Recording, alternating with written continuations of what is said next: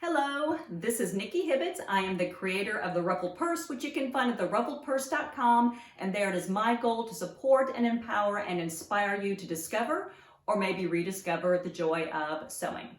The purpose of this video is to demonstrate how you use this handy little tool right here, which is a seam ripper. Did you know that there are multiple methods of how you can use this necessary tool?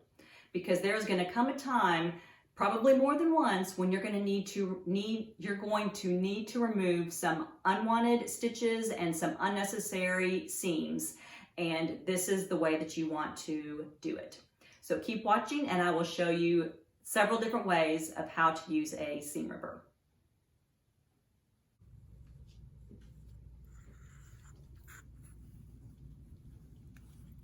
The first thing that I'm going to show you is how we're going to be cutting the stitches on the wrong side of the fabric, so we can see the outside of the seam right here.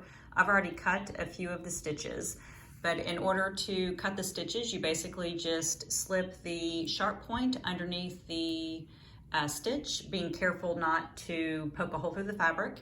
You push the seam ripper up gently while holding on to the fabric, and then the stitch is cut with that J blade. When you are cutting the stitches, you kind of play around with, is it going to be every stitch, every other stitch, every few stitches? It really kind of depends on the thread and the fabric that you are using. So that's the first part of it. So cutting the stitches on the wrong side of the fabric. The second part of it is when you rip the seam, and there's two different ways to do that. The first way is to go to the thread that's on the back and then just gently pull, and it will come undone as far as you had cut the stitches on the front. So if there had been any resistance to pulling that thread, then I would have come back to the front and cut some of the stitches between the ones I had already done. So that's one way to rip the seam. I'm going to cut a few more stitches on this side, and then I will show you the other way that you can rip the seam. So just doing a handful of stitches. So last time I did it on the back. Another way to rip the seam then is just open up both pieces of fabric and then just gently pull. Now again, if there is any resistance, I wouldn't pull the fabric, but I would have come back over here and clipped between the stitches that I had already cut. So that is a couple different methods of how you can rip the seam. From the outside or the wrong side of the fabric. The next technique that I'm going to show you is going to be on the right side of the fabric, where we can see the inside of the seam. When I do this technique, instead of leading with the sharp point and pushing it up, I'm going to lead with the red ball. If I was to lead with the sharp point, there's a chance that I could actually poke a hole in my fabric, and I don't want to do that. If I lead with the red ball, it is protected from that sharp point. But it can be difficult to get the red ball underneath the stitches. So I'm going to cut the stitches and then pull gently.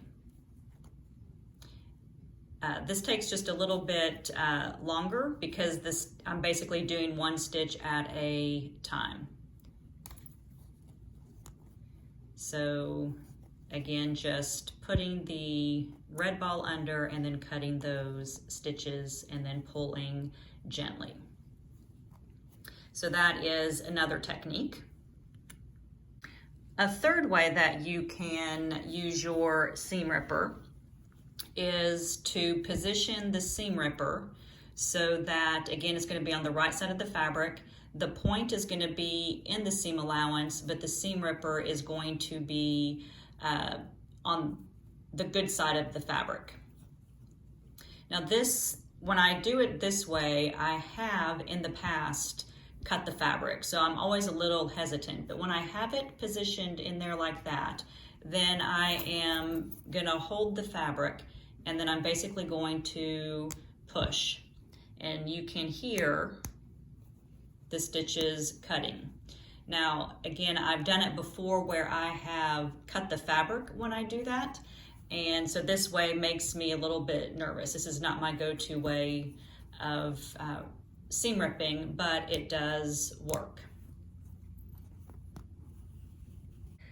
And then the last method that I have starts the same way, but this time I'm going to hold the fabric on the outside. I've got my seam ripper positioned just like I did before, with the point in the seam allowance and the red ball below the seam. I'm going to hold it out here, and then I'm gonna grasp the blade up here at the top, and then I'm gonna pull it back.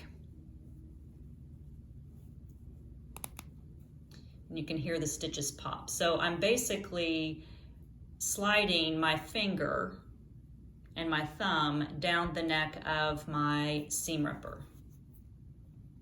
So I have a little bit more control this way than I did the other way. So I'm holding it and then a few stitches. And it's almost like I could feel if something was sticking or resistance to it, and I could check and make sure that I am not going to poke a hole or tear through the fabric. So this is another way that you can use the seam ripper.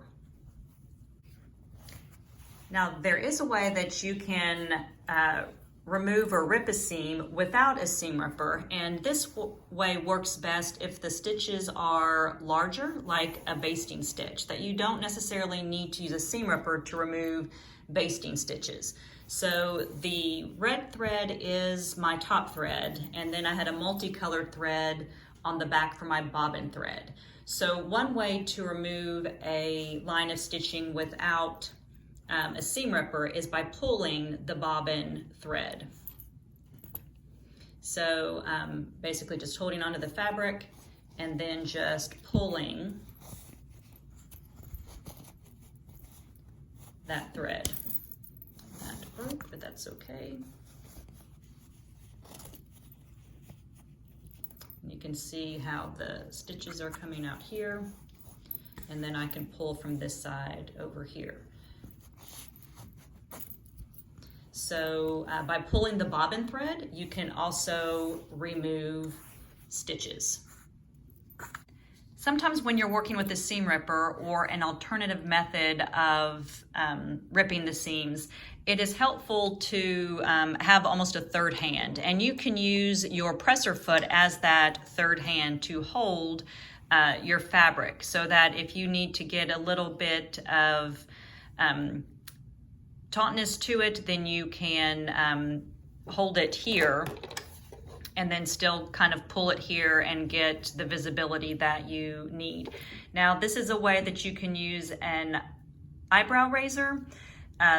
This is not my favorite way, but in a pinch, if I can't find my seam ripper, then I can use this. But I'm basically gonna open it up. I have the right side of the fabric here, and then holding my fabric, and then I'm basically just running the blade over that fabric. And then it pulls that, it rips that seam, forming those stitches. Have to be really careful though, not to cut the fabric. Now, another way that you can do that is with your rotary cutter blade. Again, being very careful not to cut the fabric or cut yourself, but you can, again, use your presser foot to hold your fabric in place, and then just press the blade up against the, the fabric, cut it, and then pull, getting hopefully 1 or 2 or 3 stitches at a time. So those are a couple alternative methods to a seam ripper. Now once you finish seam ripping, more than likely you're going to have little threads everywhere, and you're still going to have little threads that are stuck in the fabric. So you can pull those out just one at a time. If you still have the long thread on the back, sometimes when you pull that thread, the other threads, the little threads, some of those will fall off, but more than likely you're going to have some that are stuck in there. Now there are several different tools that you can use. One of them is a sticky lint brush or lint tape, and basically just kind of rolling it over, and it picks up those stitches very easily. Another tool that you can use is an eraser. So if you have an eraser, you just lightly brush over the fabric and the thread, and then those come up. So an eraser works really well. Something else that you can use also is a nail brush. So with a nail brush, just lightly brushing over, and it can get some of the bigger pieces. But I have to say, this is not working as well as oh, got that little fluff there. It's not working as well as the tape. So the tape is just picking it right up. So those are some different methods that you can use to kind of, and I'm gonna clean up some of these here, clean up your loose threads. And I'm pretty sure I've got some on myself too. So the lint tape, an eraser, nail brush, possibly if you want to use that. Another thing that a seam ripper can be used for is to cut the center of a buttonhole. So I was playing around with the buttonhole foot on my sewing machine. I did a practice one here, and then I've got another one up here. So I did want to show you, if you're not familiar with how to cut buttonholes with your seam ripper. Once you make your buttonhole, you want to put a pin here at the bottom and here at the top, right before you get into these stitches that go across the whole button. This is going to keep you from cutting through those stitches. So basically you are going to just push your seam ripper through the fabric, and you're going to hold it, and then you're just going to carefully push towards the top. And then that pin stopped me from cutting into that fabric. Then I'll turn it over, and same thing, I just push my seam ripper, and then I have my buttonhole. I can take my two pins out, and then there is my buttonhole right there. So another way to use your seam ripper.